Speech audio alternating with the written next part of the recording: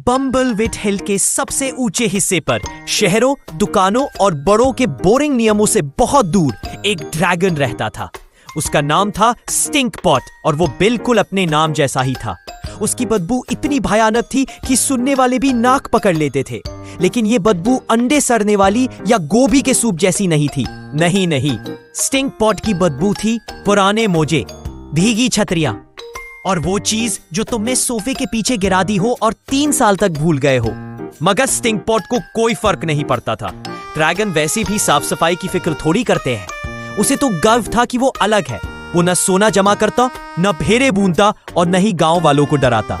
हाँ, एक बार उसने इतनी जोर से छींक मारी थी कि 3 गायें लुढ़क कर पहाड़ी से नीचे गिर गई थी। स्टिंकपॉट को असली शौक था खुशबू और बदबू इकट्ठा करने का। वो उन्हें बोतलों, जार, प्यालों और जैम के डिब्बों में जमा करता। उसकी गुफा की दीवारें इन्हीं डिब्बों से भरी होती। हर एक पर ढक्कन कसकर लगा होता और ऊपर उसकी टेढ़ी मेढ़ी लिखावट में लेबल चिपका होता। एक बोतल पर लिखा था, नए गरम गरम दालचीनी रोल्स, मिसेस वॉबल की बेकरी से चुराए हुए। दूसरी पर गर्मी की बारिश के बाद की गड़गड़ाहट और एक पर बेबी ड्रैगन की सास मेरी।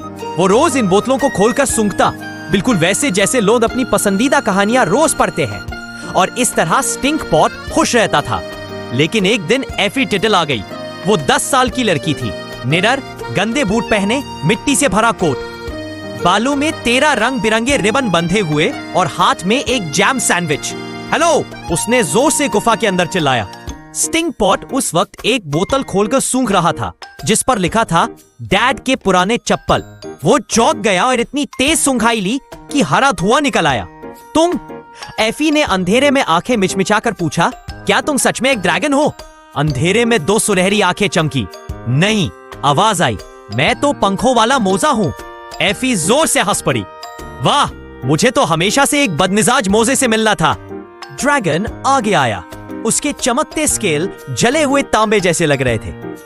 उसने हवा सूंघी और बोला, तुम्हारी खुशबू तो जैम और शरारत जैसी है।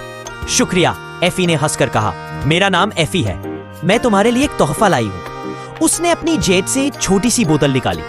उसमें कुछ घास के पत्ते, 2 फूल की पंखुड़ियां और एक हल्की सी चीज थी जो आंखों को दिखती नहीं थी। ये मैंने बसंत के पहले दिन की खुशबू पकड़ी है। उसने कहा, ये मेरी सबसे पसंदीदा है। स्टिंकपॉट ने बोतल बहुत प्यार से अपने पंजों में ली। उसने सूंघा और उसकी आंखें फैल गई। ये पहली बार था कि किसी ने उसे तोहफे में खुशबू दी थी। क्या तुम मेरी कलेक्शन देखना चाहोगी? उसने उम्मीद भरी आवाज में पूछा। एफी ने सिर हिलाया।